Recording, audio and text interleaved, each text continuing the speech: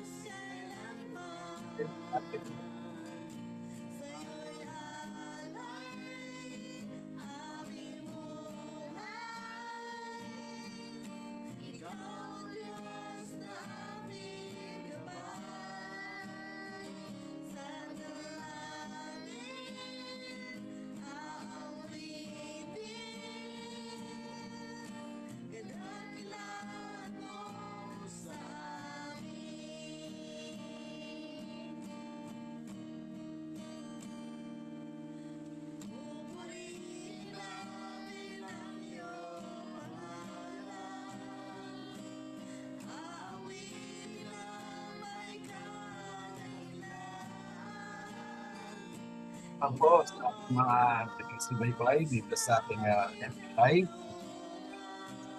For ngayon ay pasalamat ko. So praise Him because of His goodness is one of us.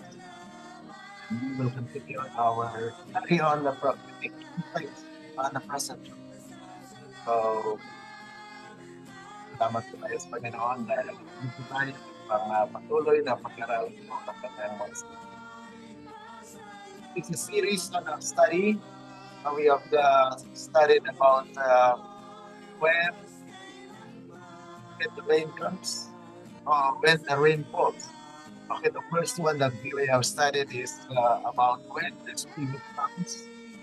And then we have when the rain comes. And today, atin pong pag-aralan ng Revelation chapter 14. Its deep meaning. This is another study that will open our eyes on the truth that we have not discussed before. Because we know as Seventh Adventists, we only knew the three angels' message in Revelation chapter 14. But today, we'll discover that there are other angels besides the third angel's message. We as Seventh Adventists. Okay? So, yan po yung ating pag-aralan sa ito. And for those brethren who are following, we're happy to welcome you and we are happy to extend our warmest thanks.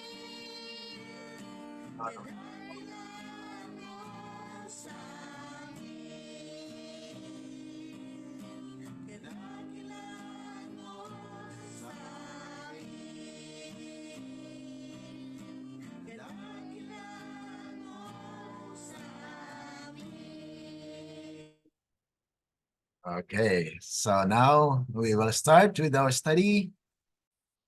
The three angels' messages plus two angels in the harvest. Ito po yung ating matunghayan sa medyo malalim o advanced studies because we Seventh-day Adventists, we only study about the three angels' messages, di ba, Sister Veronica? Have you studied that one, the three angels' messages as Seventh-day Adventist? Sister Marianne? Yan lang po alam natin. Oo. Ngayong hapon po ay atin pong pag-aralan na may other angels pa po pala doon sa ating pinag-aralan sa Revelation chapter 14. Okay? So ang purpose po nito ay to reveal the last message to the church and the world. We as Seventh Adventists have the last message, and to prepare them in order for us to be effective in the world, then God has a message to give force and power to the third angel's message. Kaya nga po, the three angels' messages are recorded in the Revelation chapter 14, verses 6 to 11. But yet, if we continue on, ay mayroon pa pong dagdag doon. Sa chapter, sa verse 12 po, ay nandyan po yung, here are the patience of the saints. Yan po ang ipatuloy natin sa pag-aaral ngayong hapon. But before that, we notice that the Bible starts with a record of the 144,000. Kung inyo pong pansinin sa Revelation chapter 14, verses 1 to 5, ay ang introduction po dyan, it's about the 144,000. So therefore, this messages actually is to gather the servants of the Lord, which are the 144,000. And they will be the one to proclaim this message with power. Yan po yung pauna natin na buksan natin yung isipan natin ng introduction pala ng three angels message ay yung 144,000. Bakit hindi tinuturo na itong Seventh-day Adventist is to gather the 144,000? And we know that the first vision of Ellen G. White is what? The 144,000. So therefore, as Ellen G. White have seen in her vision, it is the purpose of the church to gather the 144,000. But right now, we as Seventh Adventists already reaches 21 million. So kung ikumpara po natin ang 144,000, somewhat that is small. How come, mga kapatid, na we reaches, nag-abot tayo sa 21 million right now? Okay, yun po yung ating pag-aralan at atin pong saliksikin kung bakit, ano ang nangyari. Bakit kung ang purpose ng ating church is to gather the 144,000, why we reaches 21 million right now? And it says here, therefore, there must be a special relationship between the 144,000 and the angels' messages. We shall refer to this later in this study. Okay? So let us have the word of prayer first. Okay? In order to prepare ourselves that the Holy Spirit will guide in our study.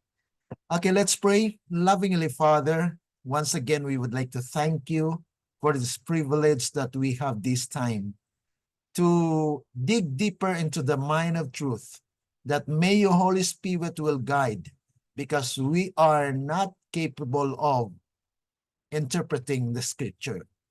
Even our understanding is limited, O God. But yet you have offered us that when your Spirit comes, you will guide us into all truth.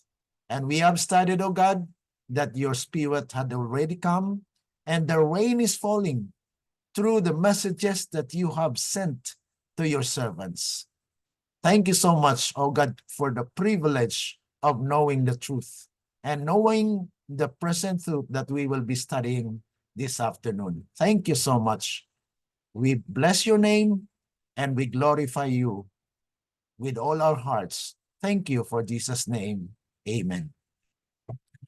Okay, now we will now proceed to the comment of Ellen G. White regarding the 14th chapter of Revelation. According to Bible Commentary, Volume 7, page 798. Ito po yung pagkasaad ng talata. The 14th chapter of Revelation, of the deepest interest, this scripture will soon be understood in all its bearings, and the messages given to John the Revelator will be repeated with distinct utterance. Kaya ito po, mga kapatid, ay maunawaan ng lubusan in these last days, na kung saan ang lahat ng kasama po rito sa pinag-aralan sa banal na kasulatan ay maging klaro po sa atin at maging talagang maging mensahe hindi lamang sa iglesia kundi ganun din po sa whole world. Okay. Now, are these angels literal or symbolic? Kasi ito po yung minsan ng misunderstanding po ng mga tao na literal angel yan. Pero tingnan po natin kung ito po ba ay literal angel. Mayroon po ba tayong nakikitang angel na lumilipad at nagmimensahe? Okay, tingnan po natin. Sabi po sa letter 79, 1900s, the same Bible commentary, page 979. These angels represent those who receive the truth and with power open the gospel to the world. So, dito pa lang mga kapatid, in the Bible commentary of our church, it says that the angels mentioned in the Revelation chapter 14, ano po? Angels. Angels ay, ano po? Those who receive the truth. So you will become an angel if you receive this truth. What does angel mean from the Bible? Ano pong kahulugan ng angel sa Biblia? Sa Greek po ay angelos. Okay. Angelos po siya. Ngayon, ang angelos po sa English ay mensahero. Ay, okay, messenger. Messenger po. So yun po yung angelos sa Greek. Kaya kung mababasa po natin yung angel dyan sa Revelation 14, hindi po yan literal na angel. Ano po? So ito po ay mga mensahero at bakit in the midst of heaven? Ibig sabihin, it's a long time. Imagine, nag-umpisa po yung first angel's message kailan? Noong 1844.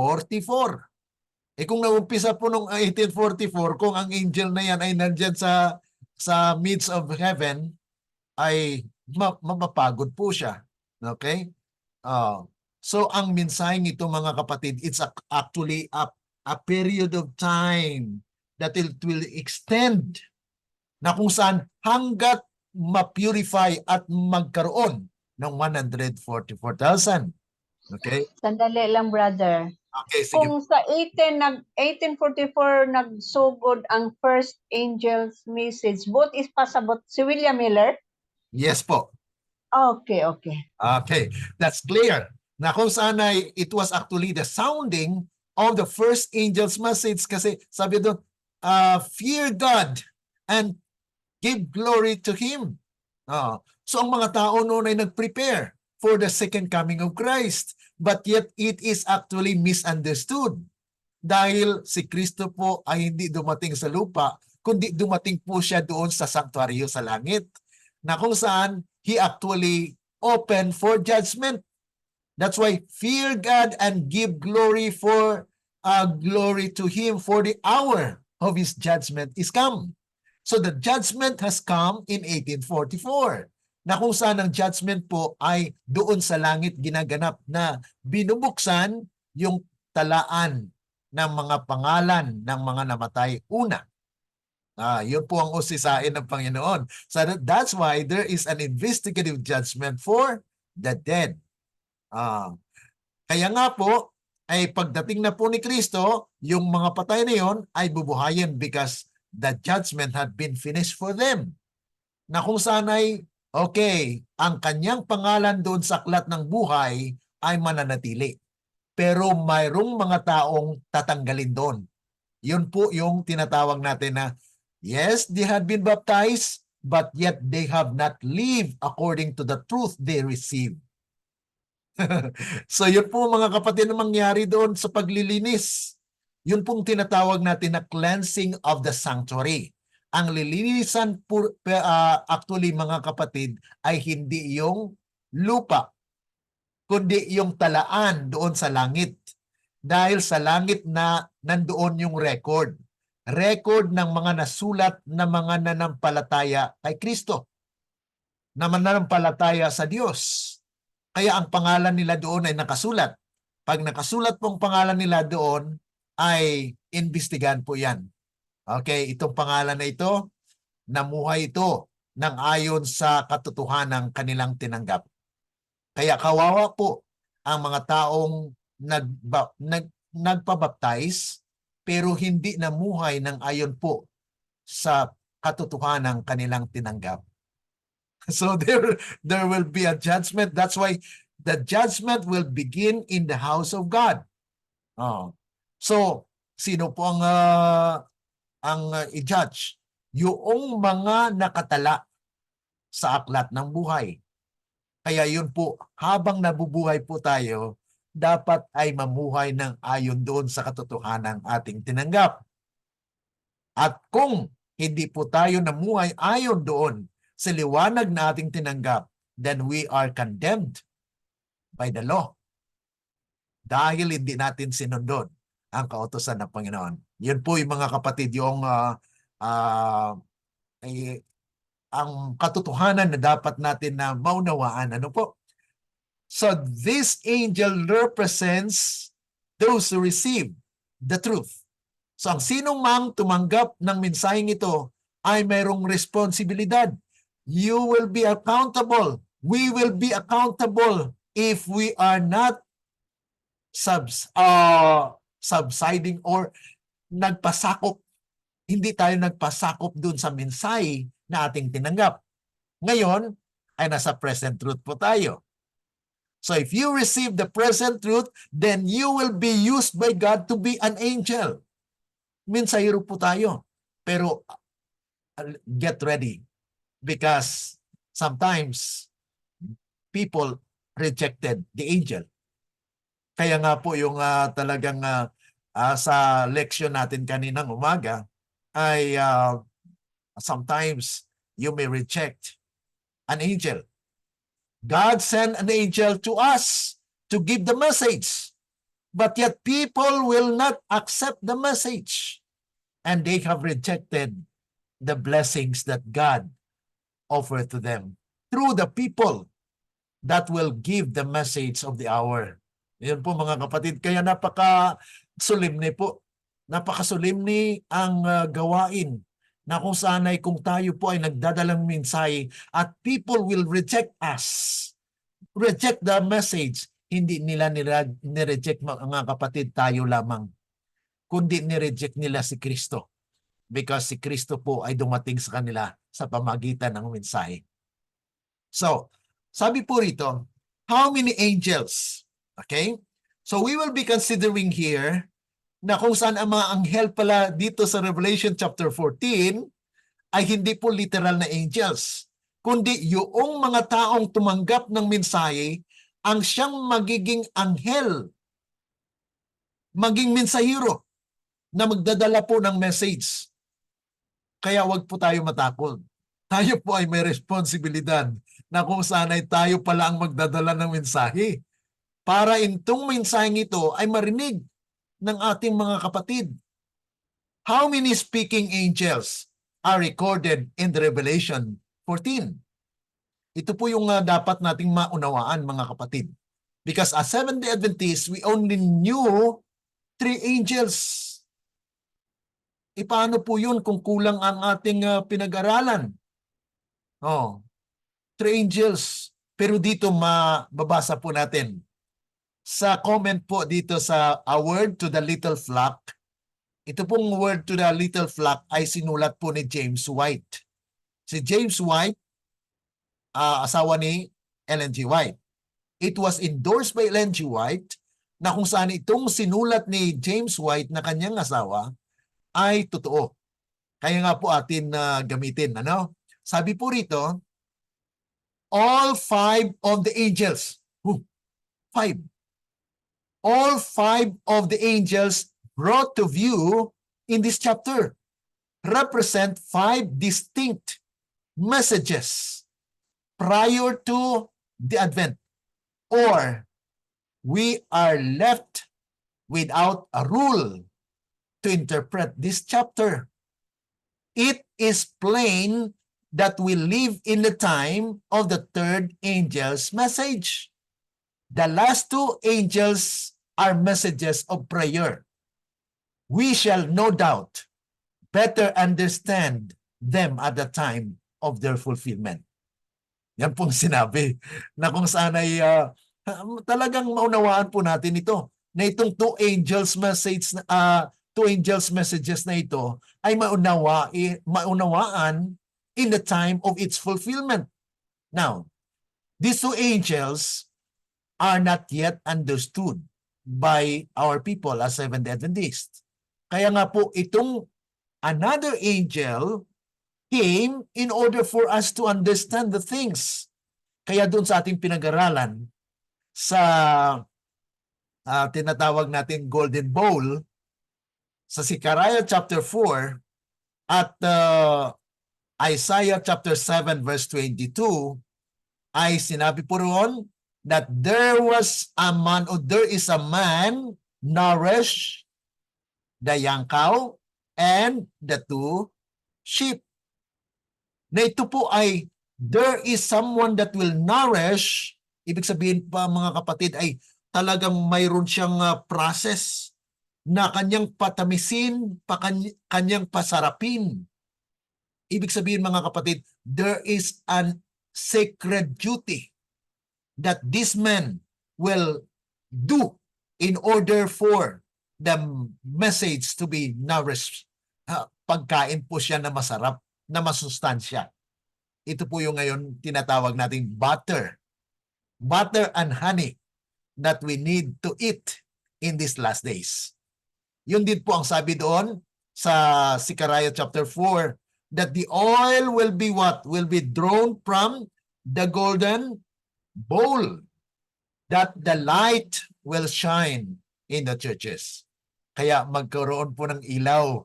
Kaya kung ang ilaw na yan ay makikita po ng bayan ng Diyos sa ating iglesia. Tayo po ngayon ang ilaw. Makikita po tayo dyan. Bakit po? May mensahe eh. So you are to share the message to them because you are an angel that will save the church. Sabi po rito na these two angels are messages of prayer. So who are the one that praying? We. That's why we need prayer with power. Kasi prayer ng mga kapatid, mayroong minsan na prayer na paulit-ulit. Yun po yung repetition. Mayroon din pong tinatawag prayer with power. Yung prayer with power mga kapatid, that is actually God's intervention na kung saan siya po ang gumagawa sa ating buhay. Na mayroon po tayong pag-submit sa Kanya na atin pong pinagkaloob ang buong buhay natin sa Kanya. Ano? When did these angels come? Kailan po darating o dumating yung mga angels na ito? Ibig sabihin yung mga mensahe. Dahil mayroon pong mga gagamitin ng Panginoon na human instrumentalities. Okay, tingnan po natin. Sabi po rito sa Councils on Writers and Editors, page 26 to 27, the first and second angel or second messages were given in 1843. Ang 1843 mga kapatid, that was actually the first declaration of William Miller na sabi niya po ay darating si Kristo. Okay? There will be a cleansing of the sanctuary. Pero hindi po yun natupad. Kaya nagbago po.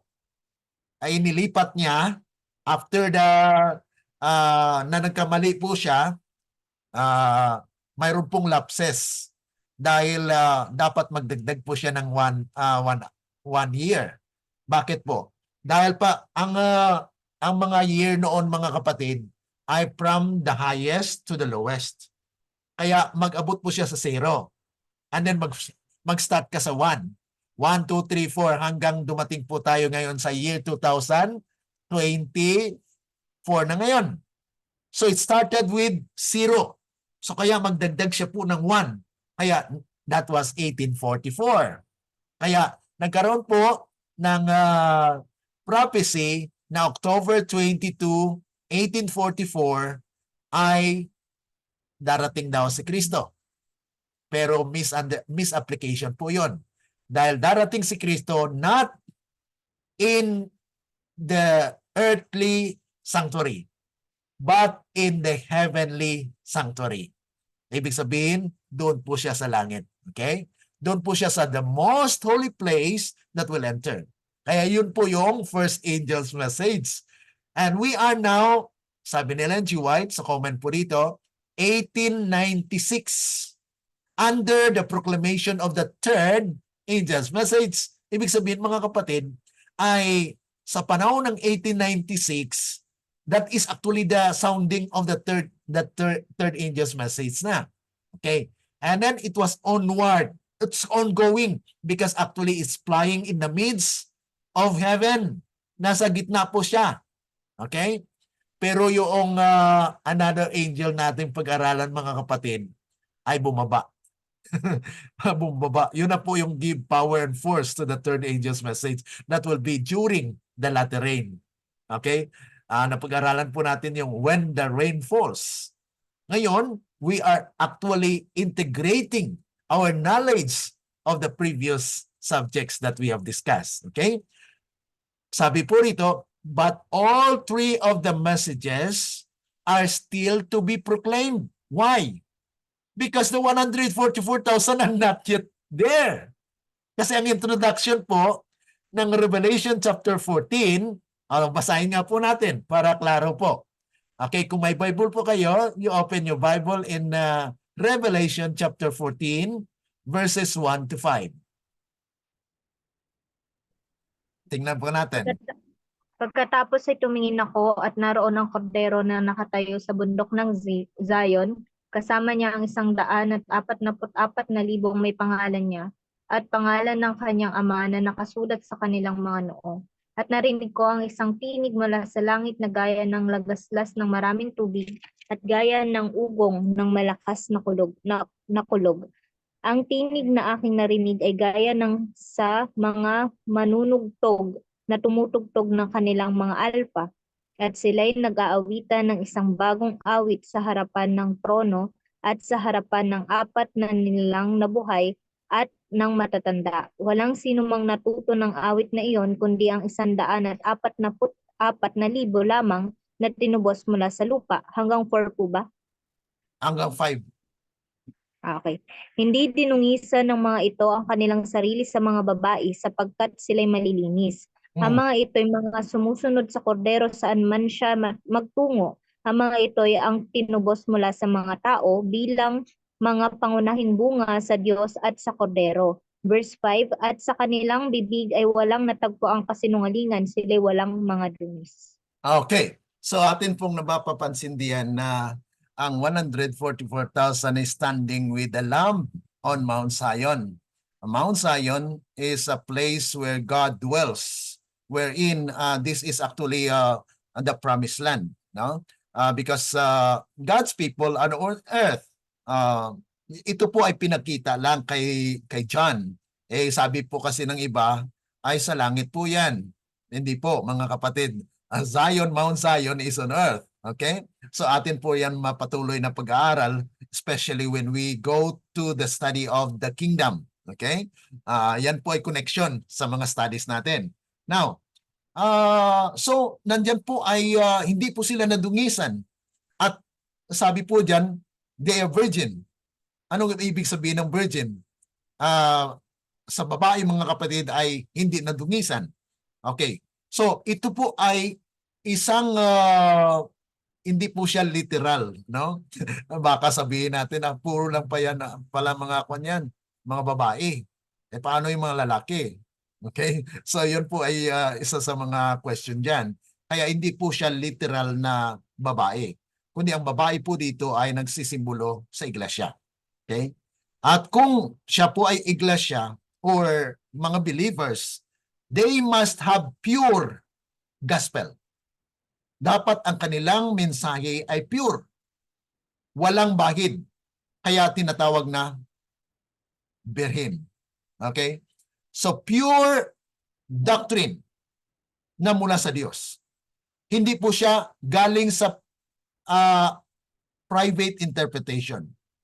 Kaya mayroon pong proseso ang pag-aaral po ng Biblia at ito ay sa pamagitan lamang ng mode of inspiration that God has given to the church. Ano po ba yung mode of inspiration? Yung mode of inspiration po, mayroon po siyang ginagamit na mga instrumento. Ayo po doon sa Testimonies to Ministers 188, mayroon po lamang 2 tubo. Okay? There are 2 tubes in Zechariah chapter 4. Okay? Ang 2 tube na yon ay sila po ang nagdodraw ng oil from the olive trees. Ang olive trees ay the Old Testament and New Testament. At itong 2 tube na ito, they are God's human instrumentalities wherein the truth will be dispensed or will be interpreted. And it will actually be put into a golden bowl. Ang golden bowl po, ayon sa ating pinag-aralan, ay the spirit of prophecy. So whatever they are writing are actually the spirit of prophecy because the spirit is the one that gives the message. And they are just instruments wherein God revealed to them the interpretation. At si Ellen G. White, alam po natin na most of her writings at ang talagang makita natin sa kanyang mga writings, I was shown, okay, I see a vision like this. So she is a visionary prophet. Pinakita sa kanya. Pero ang sinabi niya po sa TM 475, somebody is to come in the power and spirit of Elijah. And when he comes, he will what? People may say, you are too earnest. You are not interpreting the scripture in the right way. Let me teach your message. Ibig sabihin, ang darating po ay mag-interpret ng scripture. And that's the reason why we are now studying the one that he has interpreted. Ito po yung napag-aralan natin mga kapatid, ay mula po sa kanya. Okay? We will know him later. Okay? So it says here in Gospel Workers, page 251, paragraph 2. We talk about the first angel message and the second angel's message. And we think we have some understanding of the third angel's message. But as long as we are content with a limited knowledge, we shall be disqualified to obtain clearer views of the truth. So paano po yung hindi nakaunawa ng third angel's message? Ay wala po. Hindi po sila disqualified po. Disqualified to work for the Lord. And they will not be God's servant in the last days. Kaya ngayon pa lang mga kapatid ay we are studying to qualify because God himself is the one that qualifies us. And so he gives us the message para maging qualified po tayo. Okay? So we are the angels that are prospective. Prospective mga kapatid, ano? Prospective, bakit ano? Bakit? Dahil mayroon pong gawain. Mayroon pong gawain na iatang ang Panginoon sa ating mga balikat. And we will be responsible for the truth that we have received because we are the angels that will actually sound the message. Okay? Now, let's go with the flow of how these angels will speak. Paano po yung mga angel na ito ay, ano po ba ang mensahe nila? Okay. So dito tayo sa verse 6 and 7.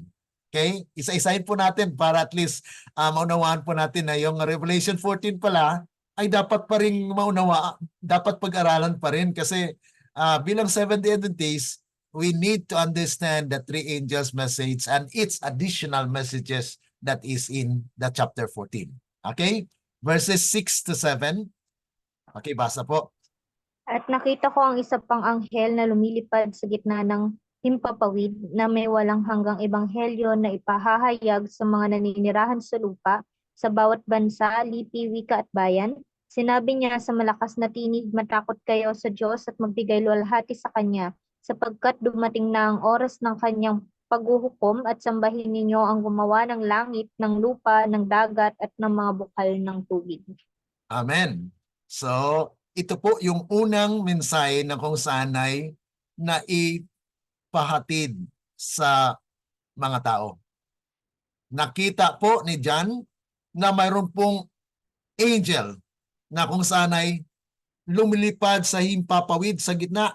Himpapawid po na mayroon pong everlasting gospel. Pag sinabi natin everlasting gospel, mga kapatid, kung nag-umpisa yan doon, hindi po yan matatapos. Hanggang sa pagtapos po yan. So it means that it still continues. That's why it's in the midst of heaven. Na kung saya, patuloy po yan hanggang sa katapusan. Okay? So, matapos mo lamang po yan, magdating na ni Kristo, no? Pagdating ni Kristo, then that's the end, the culmination. Okay? Na kung saan ipahayag po ito, ipipreach po ito saan? Sa lupa. And to every nation. Hindi lang po sa iba't ibang nasyon, kundi sa lahat ng mga nasyon. Ngayon po ba, ilang nasyon na ang na-reach ng Seventh-day Adventist? Hindi pa po lahat. That's why there is a great work that will prepare God's people in these last days. Hindi ma-reach po yan hanggat hindi po masilihan ang bayan ng Diyos, ang 144,000, because they are the target. They are the subjects of the people that will actually proclaim this message, because they will be having power. Okay, the 144,000 will be sounding it with power during the loud cry, mga kapatid. So, itong pong mensahe, fear God. Paano po tayo matakot sa Diyos? Ang pagkatakot po ay pagsunod. Okay, so ibig sabihin, nandun po yung kung ano pong sinasabi ng salita ng Diyos ay sumusunod. So you are fearing, reverent. That is actually yung ating pagrespeto sa Diyos na siyang nagbigay sa atin ng mensahe. Okay? And then give glory. Give glory means luwalhatiin siya sa atin, sa ating katawan. Kaya mayroon tayong health reform. Ang health reform po ay pag-preserve ng ating katawan. Kaya mayroon pong vegetarianism. Ang vegetarianism ay hindi po para maligtas ka, kundi ito po ay manifestation that you are a part of those who will be saved. Because you are actually giving glory to Him. We are glorifying God in what we do. Whatever we are doing, kahit saan ka, mga kapatid. Kaya kung lumabas ka, kung ang mensahe po ay may dress reform, okay, lumabas ka rin na may dress reform. Ibig sabihin, you are the representative of God. Na kung saan you are representing God's people. Alam niyo po, mga kapatid, dito sa Thailand, ay pag dumating po ngayong hari, ano po ang makikita mo sa daan? Prepared lahat. Kahit yung mga tao, prepared. Prepared po yan lahat. At yung mga babae po doon, wala ka pong nakikitang ang kanilang suot po dito ay hanggang hanggang elbow. Tinatakpan po nila yan. So that is a respect to their king. Ganun din po sa atin in these last days. We are to represent our king. And Jesus is the King of Kings in these last days. Pero mga kapatid, anong nakikita natin sa ating church? Are we representing our King? Yan po isang tanong dyan. So are we giving glory to Him? Do we glorify the name of the Lord? Makaglorify po ba sa Panginoon ang pagsuot ko ng ganito, ng spaghetti, or pakita ko ng parang magubad ka na dyan? It's that the way you glorify God? Paano naman yung ating skirt? Baka may mini skirt na tayo, makita na yung natin. Are we glorifying God? Do people respect you with that dress? Yun po yung mga kapatid, yung give glory to Him. Kaya it compass everything, the whole body. Kahit yung pananalita natin mga kapatid, minsan yan po talaga ang character natin. There must be a character reformation, there must be a diet reform, there must be music reform. Ang ating music, paano po bang music natin? Baka pareho na rin ng sanglibutan. So yun po yung mga hamon sa atin. Na if we are not living after these principles, then we are disqualified to sound the message. Kaya yung mensahe po ay paindap-indap. Maraming nababaptize, pero after a year, balikan mo kung ilan natira. Yan po ang katotohanan. I had been in ministry, I had been in different churches. I had been proclaiming the message and have baptized. Pero pagbalik mo mga kapatid, I have that experience that we have actually goal as layman or church pastor. We have given the goal para you will be promoted if you will be assigned to the district. Kailangan mayroon kang ganitong goal. So anong nangyari? Nagkaroon po kami ng goal. We baptize a lot. Mga kapatid, pagbalik after a year, saan na yun nung nabaptize? Wala. Nasa kwan lang po yun. Nasa listahan lang, pero wala pong pagbabago, walang nakita po. Kaya sabi po rito, for the hour of the judgment is come. Mayroon pong judgment. Kaya ang Seventh-day Adventist is proclaiming the judgment message. Pero paano po ang ating membro sa iglesia? Are we prepared? Inihanda po natin ba ang ating mga members? Yan po ang katanungan. And worship Him that made heaven. Worship Him, ibig sabihin mga kapatid, are we worshiping Him in a true sense of observing the Sabbath? Dahil the Sabbath is actually the sign of God. That is actually the character of God. The stamp of His character. Na kung saan ay yan po yung everlasting law na ipinagkaloob niya po sa atin. Na kung saan we are actually given the message that we are the Seventh-day Adventists and we have the sign of being His people in these last days. Tayo po yung huling bayan niya. At sa ayon po sa Ezekiel chapter 20 verse 12 and 20, that it is a sign for Him and His people. And this truth will actually sanctify us. Okay? So ang nagmensahe po, tama pong sinabi kanina ni Sister Mary Ann, na saying with a loud voice. Sino po yan? Si Miller. He has a loud voice proclaiming the message that Christ will come. Pero yun po ay misapplication. But he was used by God to proclaim the message of the first angel's message. Okay? And ito na po yung sinasabi natin, fear. Fear God, respect, obey, believed His prophetic word. Kaya kung tayo po ay may takot sa Panginoon, we are following the prophetic words that He had declared. He had revealed to us as Seventh-day Adventist. Pero ilan na rin ngayon mga kapatid ang nag-aaral ng prophecy? It is, mabibilang mo lang mga kapatid. Sabi po rito, Isaiah chapter 34 verse 16, seek ye out of the book of the Lord and read. No one of these shall fail, for my mouth it has commanded, and His spirit it has gathered them. So yan po ay ginather mga kapatid. Lahat ng mga nakasulat sa Biblia ay dapat pag-aralan at matupad po yun. Therefore, we need to investigate. Kaya, Sister Veronica, mayroon talagang hadlang. Mayroong magsasabi sa iyo na, wag kang mag-aral dyan. Baka maligaw ka.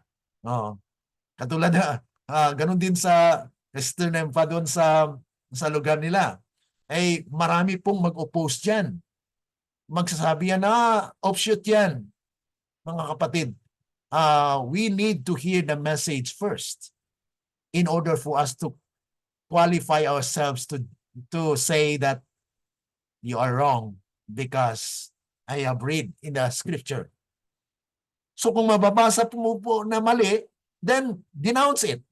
But if you read them and study them, and you can proclaim it without question because it is the word of God.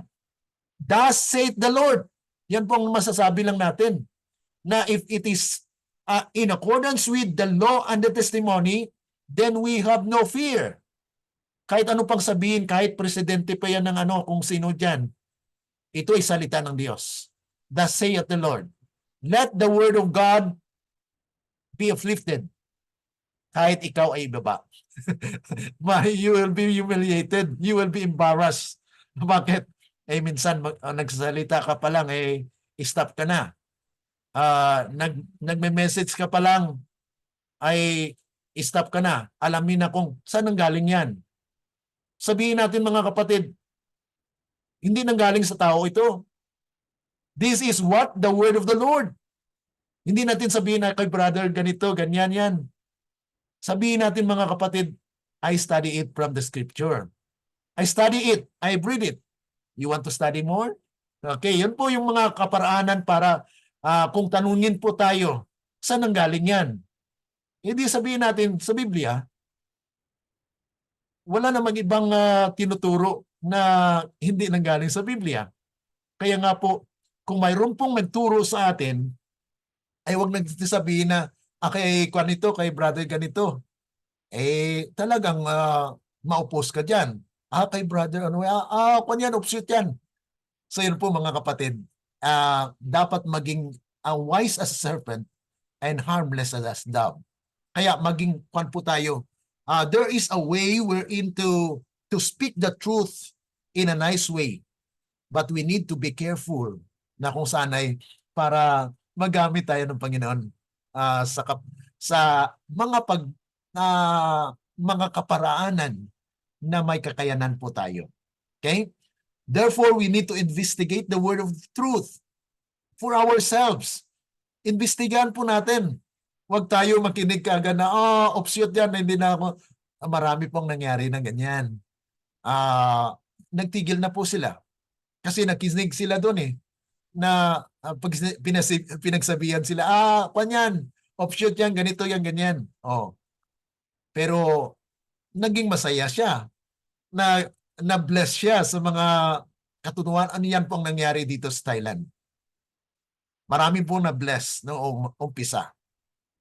Pero noong nawarningan na po sila, natakot sila. Baka mawala din sila. Pero hindi nila nialantaan na napag-aralan nila, they were blessed at ang buhay po nila ay nagbago. Sabi po rito sa Bible Commentary, Volume 7, patuloy po, give glory to God is to reveal His character in our own. Then, make Him known. Yan po mga kapatid yung giving glory to God. Na dapat ay makitaan tayo ng karakter ni Kristo. Siya ang makita sa atin, hindi yung luma nating karakter. At ipakilala natin siya, hindi yung makilala tayo, kundi makilala ng tao ang Diyos. The hour of His judgment points to the judgment of the dead, which started in 1844. Kaya yun po, kinaklaro po talaga natin, Sister Marian, little by little, na kung saan ay talagang punto for punto, atin pong pinag-aralan ng banal na kasulatan na kung saan dito po ating matagpuan na kung saan itong ating pinag-aralan, wow, this is God's revelation. Ayon po dito sa Great Controversy, page 490, the judgment is now passing in the sanctuary above. Ang paghukom po ay nangyayari ngayon doon sa sanktuaryo sa langit. For many years, this work has been in progress. Soon, none know how soon it will pass to the cases of the living. Ang alam natin bilang mga Seventh-day Adventist, mga kapatid, ay investigative judgment for the dead. Hindi naman natin na napag-aralan na mayroon palang investigative judgment for the living. At nag-start po yan noong 1930. When the message came about the 144,000 that it is literal in its clear interpretation. Kasi sinabi po yan ni Ellen G. White sa pinag-aralan natin na Ellen G. White says that there is a blessing in Southern California when the 144,000 will be discussed and it will be presented. And it happens in 1930 in a general conference na kung saan ay may ginamit po ang Panginoon na instrumento na kung saan ipaliwanag ang 144,000. But it was rejected. Kaya itong mensaheng ito mga kapatid was given to the laity, to the layman, to those who are standing idle. Yan po ang Matthew 20 na pag-aralan po. Later mapag-aralan din po natin yan. Na kung saan ito po ay mga connected, mga interrelated subjects na dapat nating maunawaan mga kapatid. So therefore, this angel's message which began in 1843 is to be repeated now to announce the judgment of the living. It is today when God is to make known the judgment of the living through the repetition of the first angel's message. Therefore, if this time is ripe, we should expect to see a people proclaiming this message of the judgment of the living. Kung nakikita na natin, kaya naririnig niyo na po ito ngayon dahil the time is ripe for the people of God to know this. That there is a judgment for the living. Kaya pag ma-judge po tayo na living tayo at matagpuan po tayo na we have the perfected character of Christ, then we will no longer taste death.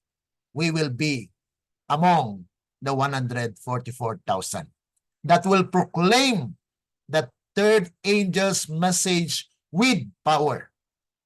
Kasi sa ngayon mga kapatid, ang mensahe po ng Seventh-day Adventists ay tame and voiceless. Bakit sinabing tame and voiceless? Yes, maraming nabaptize, pero are they now effective or tinatawag natin ito na exemplification of the character of Christ? Na nandun po ba yung karakter ng ating Panginoon sa mga nabaptize or after a year, mawawala din? Di po ba? Challenge po yun. Yes po. Ang judgment of the living, sulod sa iglesia, wala pa ilabot ang gawas? Yes po. Okay.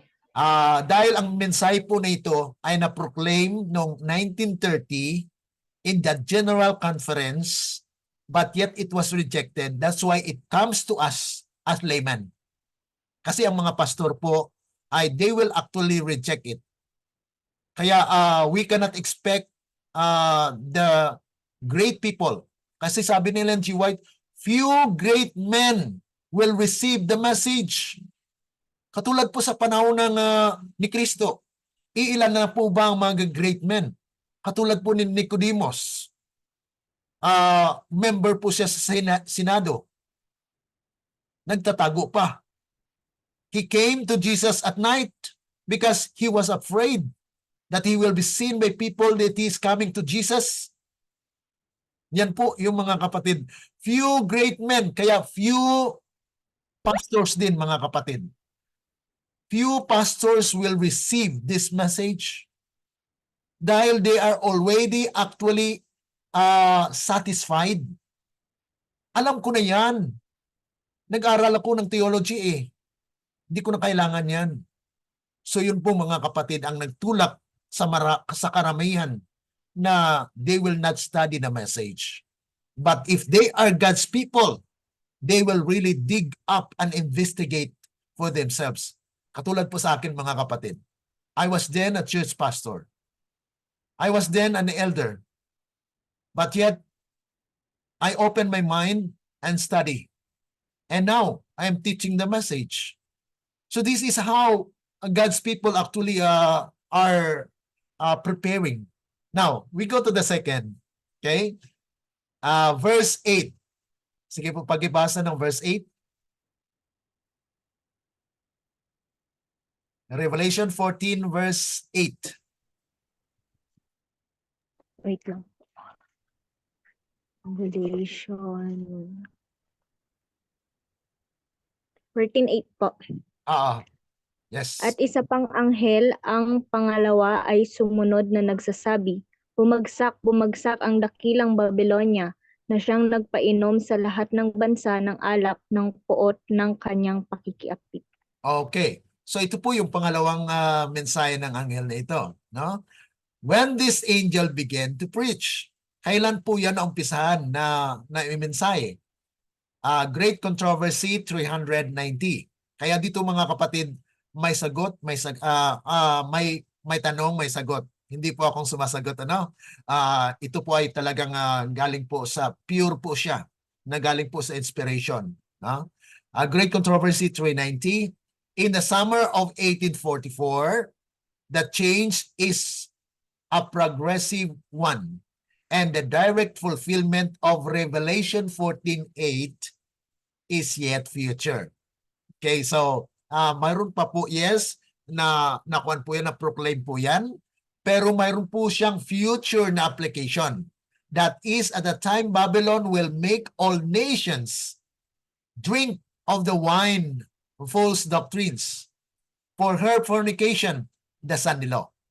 Yan po mga kapatid, yung kasi ang lahat ng mga nasyon during that time ng Sanilo, mga kapatid, yun na po yung pag-proclaim nitong second angel na ma-fall po yung Babylonia.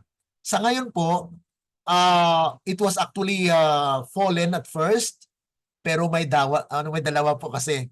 Fallen ang binanggit po dyan, no? Na Babylon is fallen.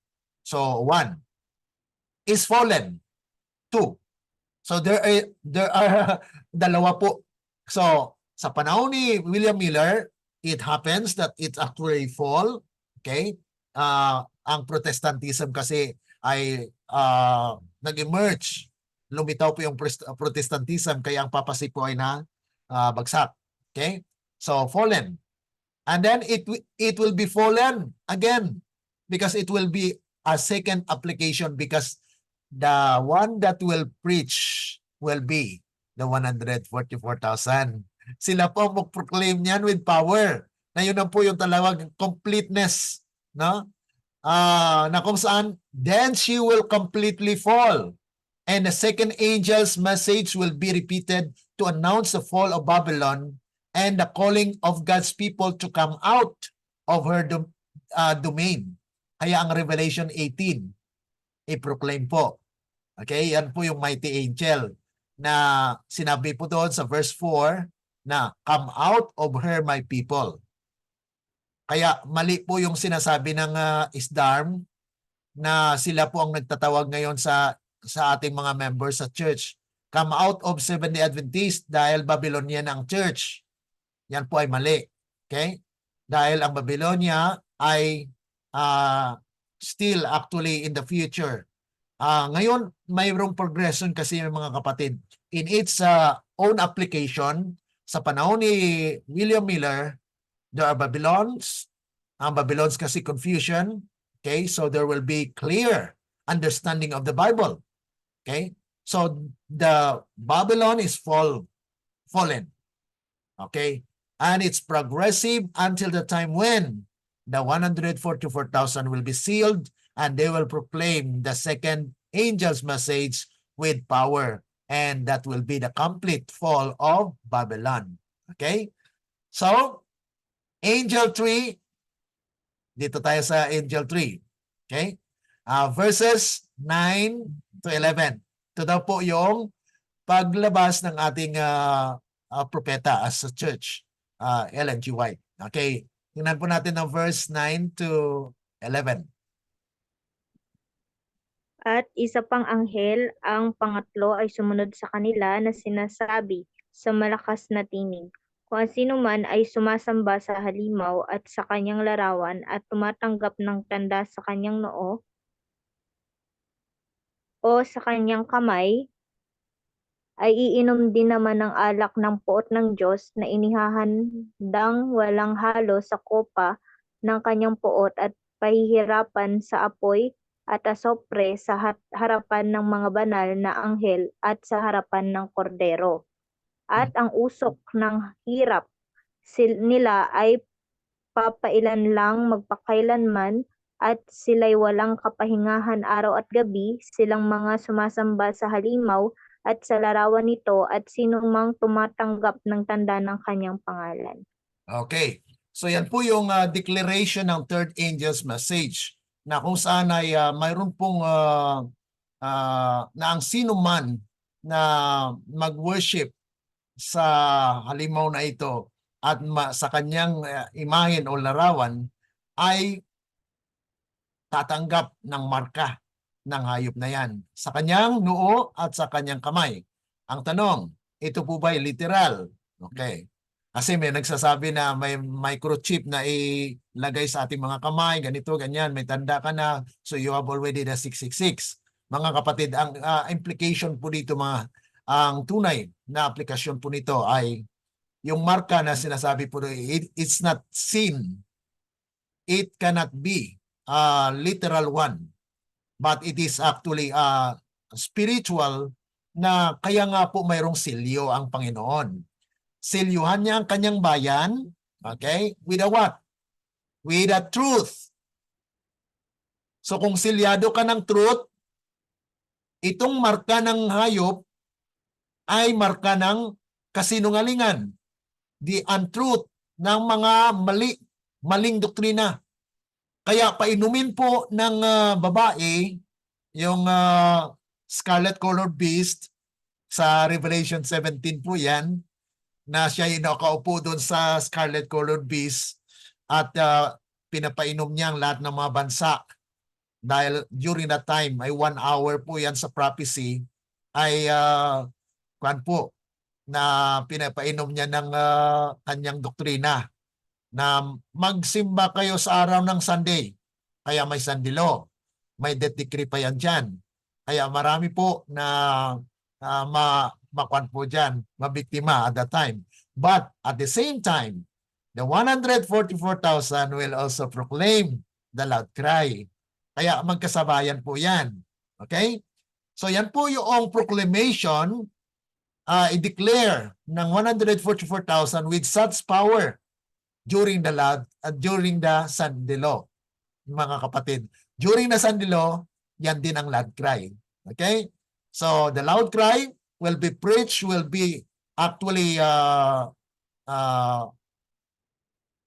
gagawin po yan ng mga 144,000. Okay, tingnan po natin. Is Sunday law the mark of the beast today? Ayon po dito sa Bible Commentary, page volume 7, page 977, paragraph 9. Mark of the beast not yet applied. Sunday keeping is not yet the mark of the beast. And will not be until the decree goes forth, causing men to worship this idol Sabbath. The time will come when this day will be the test, but the time has not yet come. So ngayon mga kapatid, wala pa yung mark of the beast. Pero pagdating po ng decree, yun na po. Kasi magkaroon po ng dekrito na ang hindi sumamba sa araw ng Sunday ay papatayin. So death decree po yan. So ang tao ay mapilitan dahil kulang sa pananampalataya. Pero kung may pananampalataya ka sa panahon niyan, hindi ka na mamatay. Dahil ang great multitude at that time, mga kapatid, ay hindi na po mamatay. Wala na pong martyr. Okay? So, Testimonies, Volume 6, page 17. The light we have received upon the third angel's message is the true light. The mark of the beast is exactly what it has been proclaimed to be. Not all in regard to this matter is yet understood. Hindi pa daw na, bilang Seventh-day Adventist, hindi pa po lahat ay talagang naunawaan po, mga kapatid. Inamin po yan Ellen G. White, no? Nasa kanya, sabi niya, hindi pa po full ang ating understanding dito. Kaya ninintay niya pa. Ibig sabihin, mga kapatid, ay ang light po progressive. Na kung saan sa panahon na sinulat niya po ito, ay wala pa siyang light doon. So ibig sabihin, there is an expectation that light is still coming, mga kapatid. Because it says here that this matter is yet understood, nor will it be understood until the unrolling of the scroll. Kaya mayroon pong pag-open ng panibagong katotohanan, the present truth. Kaya nga po ito ay present truth series. Ano po? But a most solemn work is to be accomplished in our world. Okay? Na kung saan ito po ay ma-accomplish in the right time with the right spirit of God that will accompany His people in these last days. Okay? Ito po ay natapusan na slide dahil 1 hour lang po tayo. Nag-exceed tayo konti. May part 2 po ito dahil hindi po natin maubos lahat. Ano? We are really digging deep into the mind of truth na maunawaan po natin ang bawat isa, ang bawat katotohanan po rito. Sabi po rito, Great Controversy 447 in the Catholic Catechism of Christian Religion. In answer to a question as to the day to be observed in obedience to the fourth commandment, this statement is made.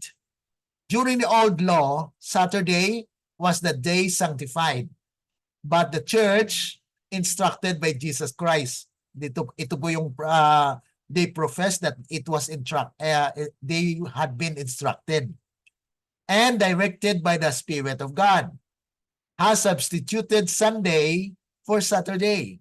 So now we sanctify the first, not the seventh day. Sunday means, and now is, the day of the Lord. As the sign of the authority of the Catholic Church, papist writers cite the very act of changing the Sabbath into Sunday, which Protestants allow of, because by keeping Sunday, they acknowledge the church power to ordain feast and to command them under sin. Yan po yung prophecy actually na mapag-aralan po natin sa ating serye sa Daniel and Revelation.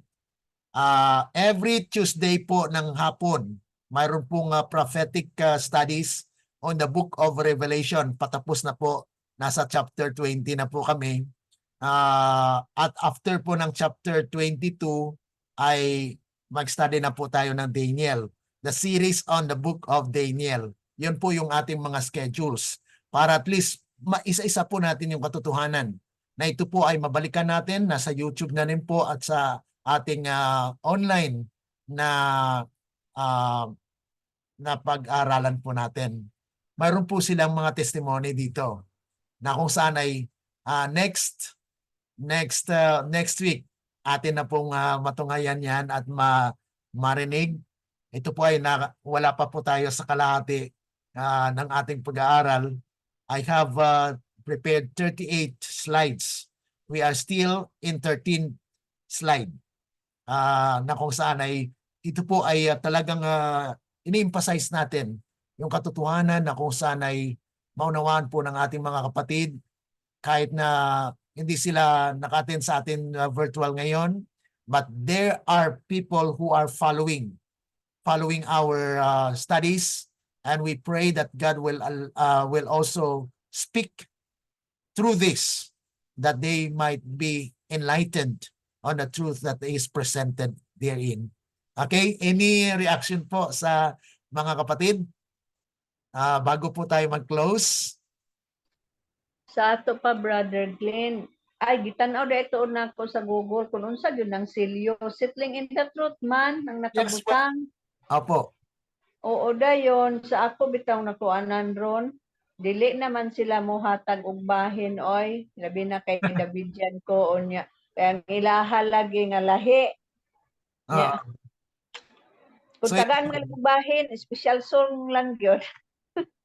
okay lang po yan. At least you are still there. At ang mangyari po dyan, individual, not in the church. Kasi actually we have experienced that here in Thailand last Sabbath. We have talked with the pastor and he said, we cannot enter the church. It's so sad. It's so sad po. Kahit magpasok, hindi pwede. Kahit Oo. winawarningan po yung mga membro nila, membro sa iglesia, kahit may mga kaibigan namin na wag daw i-entertain. So, itong mga kaibigan namin ay siyempre nakakausap namin at hindi naman sila siguro ng ganon na mag-reject sa amin. Because that is sinabi nga po namin ay parang mas matindi pa kami sa criminal niya na pinagbawalan kami pumasok sa iglesia. Sana sabi namin ay kahit kilalanin mo na lang kami na non-Adventist ay kasi tinanong namin paano yung mga Katoliko, mga Protestante mapasok sa church. Pwede daw. Kuwan mo na lang kami, you count us as non-Adventist. Pero mga kapatid, iba kayo. So talagang hindi pwede, hindi pwede daw. So that is actually what is happening right now. Even though we will proclaim, we will declare to them that we are still Seventh-day Adventists. At yun po ang katotohanan. Now we are still Seventh-day Adventists, but yet there is a message for us as Seventh-day Adventists. Kaya mayroon Kita hinoon nga nagtuon sa Bible, nagtuon sa SOP, kita hinoon ilang ingnon nga offshoot. Sila na wala nagtuon. Wala, okay ra. Kristohanon. Yan na nga po. Kaya nga po ipanalangin po natin. Kaya ito pong message ng fourth angel, yung pag-aralan natin next week, ay yun na po. Basahin nyo lang po yung verses 12 to 20 po. Yun po ang assignment natin para makakontribute po kayo kung ano pong natagpuan nyo dyan sa pag-aaral nyo at makasharing po tayo next week. Ano? Okay? Sa 12, Brad? Chapter 14 verses 12 to 20 po. Okay. Yun po ang basahin natin. Kung ano pong mababasa nyo dyan, ay mag-contribute tayo next week. Okay? Okay, mayroon pa po ba reaction or reflection po? Any reflection sa napag-aralan po natin? Yes, Sister Nympha? Magandang tanghali po sa ating lahat. Thank you, Brother Glenn, for sharing this very wonderful truth. When as we go deeper sa pag-aaral po, parang naiisip ko lang na parang ito yung punto ng parang unti-unti na tayong parang mapapalayo sa church. Mapapalayo in the sense that tulad nga po ng binanggit ni Brother Glenn na there is a possibility na talagang hindi na tayo i-welcome. But remember this, my dear brethren, bago tayo maka-experience ng rejection, ay ang Panginoong Jesus muna ang naka-experience ng rejection. Amen. But despite of this fact, ipinakita ng pamumuhay ng Panginoong Jesus kung paano niya pinagtagumpayan ang rejection ng sanglibutan sa Kanya. And that will be our pattern. Katulad nga dun sa ating pinag-aralan dun sa Sabbath School lesson, napakaganda po nun Parang the type and the antitype. So, nandun ang buhay ng ating Panginoon, ang ating magiging pattern. Kung paano niya ipinahayag ang katotohanan at ang pagliligtas ng Ama, kung paano naman siya tinanggihan ng sanglibutan, ay we will experience the same thing. Amen. But tulad naman sa karanasan ni Abraham, ipinakita naman ni Abraham ang kanyang pananampalataya sa Diyos. Kung kaya naman naganap ay ang providence pa rin ng Panginoon na bagamat tayo nakakaranas ng panghihina, nakakaranas na ng pagkabigo, nararanas tayo ng disappointment dahil sa ating mga nai-encounter, but still the providence of God will prevail. Amen. It's not hindi ito yung ating mga ginagawa at tungkulin, kundi kung ano pa rin ang kalooban ng Diyos para sa atin. Basta't ang atin lang tatandaan is we keep on moving.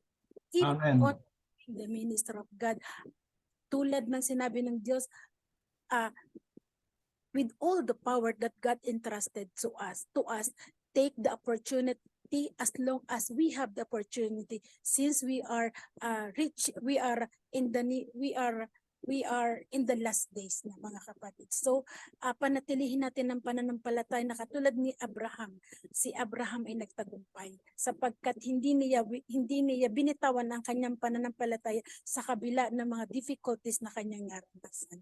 So Amen. let's continue on and looking forward for more studies, Brother Glenn. Thank you. Amen. Actually, gusto ko sanang tapusin ito this week kasi ang lesson po natin ay may kwan po doon, connection.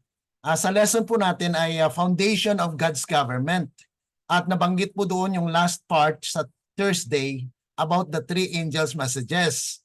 Kaya we need to understand the three angels' messages na hindi lang pala yun ang magsasound pala nitong third angel's message, mga kapatid, ay 144,000 in its full and complete essence na may kapangyarihan po. Because there are the fourth angel's message, mayroong fourth angel's message na mag-declare po niyan at saka yung mag-gather ng great multitude at that time. Kaya basahin niyo po yung i-send ko po sa inyo yung study na ito para at least you have the mayroon po kayong pauna ng mga aral para po sa lesson natin this week. Kasi ang lesson po natin, Sabbath School lesson po I will send you the Sabbath School lesson as well para at least mapag-aralan nyo po na I connect this study with regards to the foundation of God's government, na kung paano ang Diyos ay magkaroon ng authority in His kingdom. Kasi God will establish the kingdom on earth bago po siya darating. Darating si Kristo as King of Kings. So kung King of Kings po siya, ibig sabihin there are subjects that are waiting for Him. And that's the 144,000, the great multitude, and all the dead of all ages will be resurrected and see Jesus face to face. And they will be brought to heaven for 1,000 years vacation. Okay? Yan po ang pag-aralan namin sa bukas, Revelation chapter 20. So nandun po yung bakasyon, 1,000 years. So ano pong gagawin ng mga bayan ng Diyos during the vacation? Yan po pag-aaralan sa Revelation series namin bukas. So dito lang muna po tayo. If mayroon pa po bang pahabol, any reflection, reaction po sa ating pag-aaral? Okay?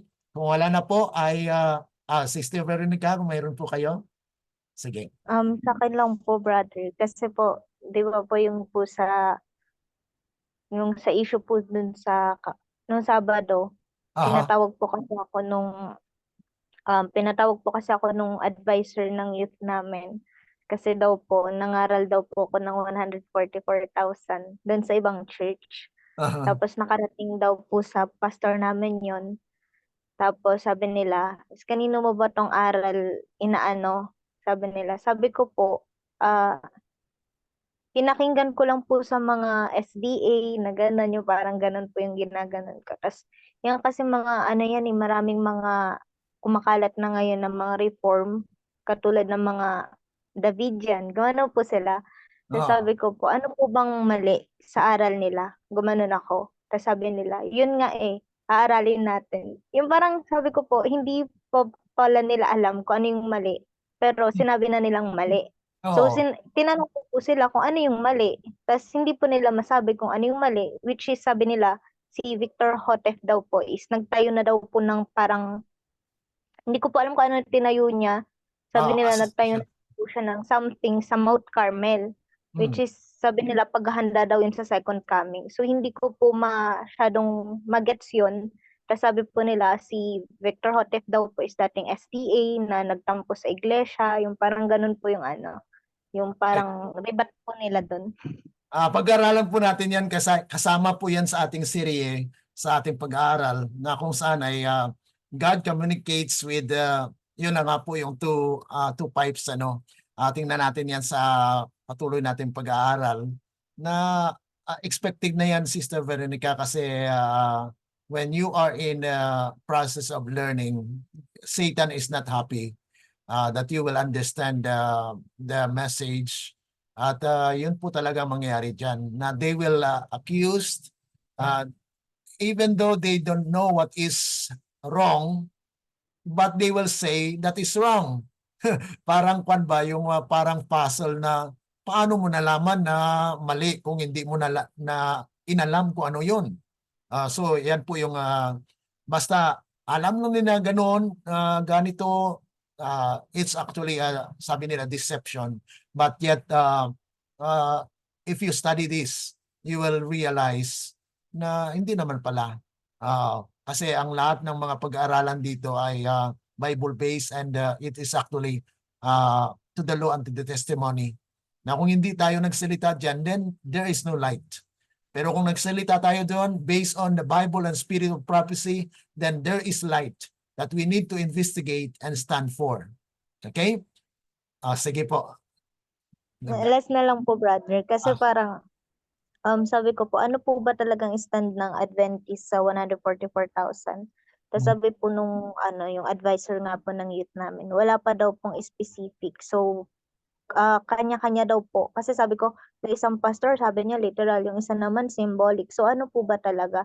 Tapos sabi po nung advisor, kung ano na lang daw po yung pagkakaintindi ko, yun na lang daw po yung paniwalaan ko kasi wala pa daw liwanag. Tapos parang yung mga reform na yan, sabi nila country living. Tapos against sila sa vaccine, gusto nila natural lang. Sabi ko, ano po bang, parang sa isip ko na, ano bang mali doon? Parang, yun nga po, siguro wala pa po ointment sa mata nila, yung parang ganun po na hindi Yeah. po nila masyadong alam yung sinasabi nila. Kasi natural, from the word itself, natural, mas maganda nga naman yun kaysa sa vaccine. Even Doc Tam po na pinapanood ko po siya sa Hope Channel na kaayon po nila or kaayon po natin, parang ganun, is kontra po sila dun sa contra living na sinasabi. Pero si Doc Tam naman po, sabi niya, country living na tayo, parang ganun. So sabi ko, parang contradict naman po ata na dinedepensahan nila yung side nila, pero sila rin nagkokontrahan yung parang ganun po. Siguro. Yun po talaga. Actually, kung wala silang clear stand on that, sabi ng Panginoon, buy of me the ISABs. Yung ISABs na yan, yun ang spirit of prophecy that will actually clear out the disputes among us, na kung hindi kayo magkaunawaan dyan dahil may private interpretation ng bawat isa. Pero balik ka sa spirit of prophecy. Anong sinabi ni Ellen G. White? Sabi ni Ellen G. White is number. Pag number, may number po ba na symbol? So, at saka balik ka rin doon sa original niya. Ang original na word ng number sa Griego ay arithmos. Arithmos po ay diyan ang galing yung arithmetic. Counted. So, ibig sabihin, ang 144,000 is counted. It's a number. Literal number, not symbolical. Kaya tama si Doc Batchelor. Pero nagkaroon nga sila ng dyan, na hindi sila magkaisa dyan. So, kahit ano na lang, ayun na lang sabihin nila sa iyo. Pero, dapat yung panindigan natin ay thus saith the Lord. Ano bang sinabi ng Panginoon? Pag narinig mo bang 144,000, may ibang ibig sabihin yun? Wala. It's a number. Kung ano narinig mo, yun na yun. And Ellen G. White saw the number. Saan mababasa? Early writings. Page 14 hanggang 32 po yan.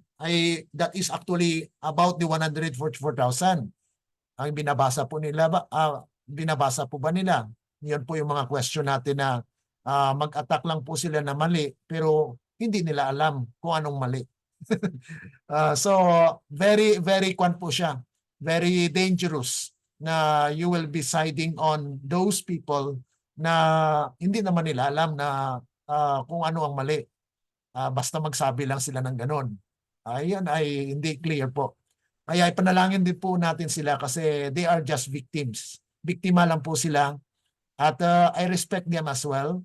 Kahit yung mga kabats ko, mga leaders na sa CLC, sa South Central, mga leaders dyan, mga head dyan sa Kwan ay kaklase ko.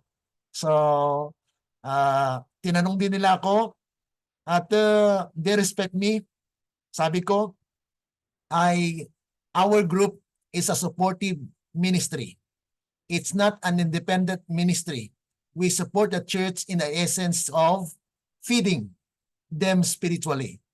We are feeding the members of the church. If you are not feeding them with the truth that we are representing, then let us teach them. Sabi ko sa kanila. So, ay wala silang masabi kasi I really clear cut. Sabi nga nila ang answer ko daw sa tanong nila ay parang tide clear, puting-puti. Yun ang kasi I clear cut I answered them clearly, and kung hindi lang ni-reject itong mensaheng ito, walang problema yon. Hindi magkakaroon ng association. Yung association na tinayo po ay it's actually in the church. Now we are feeding the members of the church. We are still Seventh-day Adventists, but yet we are in an advanced lesson, advancing light. Nako, sana'y nandito po tayo. Okay, so tayo po ay manalangin para po sa ating pagtatapos. Kung nais niyo po na ipatuloy this week itong subject na ito, let me know para matapos natin itong subject na ito this week kasi connected po sa ating lesson, Sabbath School lesson, para maunawaan po natin. Okay, so let's pray. Our dear and kind lovely Father, we'd like to thank you, O God, for the blessedness of the day that you have given us this important subject, that we need to know about this message, the book of Revelation chapter 14, na dapat po namin maunawaan. Kaya tulungan po kami na hindi po kami mawalan ng interest sa pag-aaral, kundi patuloy na aming maranasan, Panginoon, ang inyong gabay at udyok ng Banal na Espiritu, na wala po kaming kakayanan na kahit pa sa pag-explain ito or pag-share sa aming mga kapatiran sa iglesia, sa aming mga kaibigan. Tulungan nawa, Panginoon, na sila rin po ay magbukas ng kanilang isipan, na dapat sila mag-aral, saliksikin kung ano ba ang katotohanan, kung ang aming dinadala ba ay makapagligaw or makahatid sa inyo para maunawaan ang mga bagay na inyong ni-reveal sa inyong bayan. Tulungan kami, Panginoon, na maunawaan din ang aming mga kapatid na sila po ay nagkakaroon ng mga prejudices na para bagang pag nagtuturo kami ng mga katuruang ito ay para bagang hindi na po kami kasapi o kasama nila, na tinagurian na kami mga kaaway. Ngunit kami po ay nanampalataya at nananalangin para po sa kanila. Patawarin nawa sila, Panginoon, at gabayan po nila ninyo sila para sila rin po ay magbukas ng kanilang isipan at mangusap po kayo sa kanila upang sa ganun, Panginoon, ay marami pang mga kapatiran ang makatanggap po ng liwanag na aming nakikita, dahil ito po ay pagbubukas ng aming mga mata sa katotohanan na hindi po tinuro ng aming mga leaders sa church. Tulungan kami, Panginoon, na maging humble at may kapangyarihan nawa ang aming buhay na makita na may pagbabago po sa aming buhay mula nang kami po ay nag-aral ng katotohanan ito. Amin pong sinasampalatayanan na kayo lamang ang siyang aming kalakasan, Panginoon. Nandito po ang aming kapatid, Sister Veronica, Sister Nympha, Sister Marian, at ang mga followers po sa FB, na sila po ay nagsusubaybay sa mga aral na ito. tulungan din po sila sa mga taong nagpapatuloy na bukas ang kanilang isipan sa pag-aaral, Panginoon. Kahit pa sa mga taong sirado, buksan niyo po ang kanilang mga puso upang sila rin po ay makaunawa ng mga bagay na spiritual. Salamat, Panginoon, sa lahat. Amin pong sinasampalatayanan na maganap ang inyong kalooban, hindi po ang sa amin. Kaya't amin pong binabalik sa inyo ang kapurihan at kaluwalhatian dahil lamang po sa matamis na pangalan ng aming Panginoong Jesus. Amen. Let the words of our mouth and the meditations of our hearts be acceptable unto thine sight, O Lord, our strength and our Redeemer. Amen. Amen. So magandang hapon po. At Amen. okay, just inform me kung nais nyo pa po ng matapos ito, pero kung makahintay po kayo next week, then we will do it next week, mga kapatid. Okay? Okay kayo yun ni nga oras, Brother Glenn. Apo. Kay wala na trabaho sa balay, relax na, pwede na gyud ko. Pero sa buntag mag-listen ko, oy. Pagdali-dali ko. Amen po. Sige lang, okay lang po yan. May naka-live naman po tayo na pwede nyo mabalikan. Kung bakante lang po kayo, just take time. Okay, God bless you po. Thank you po, Kuya God Glenn. bless. Salamat. Bye-bye. Thank you po. Apo, God bless.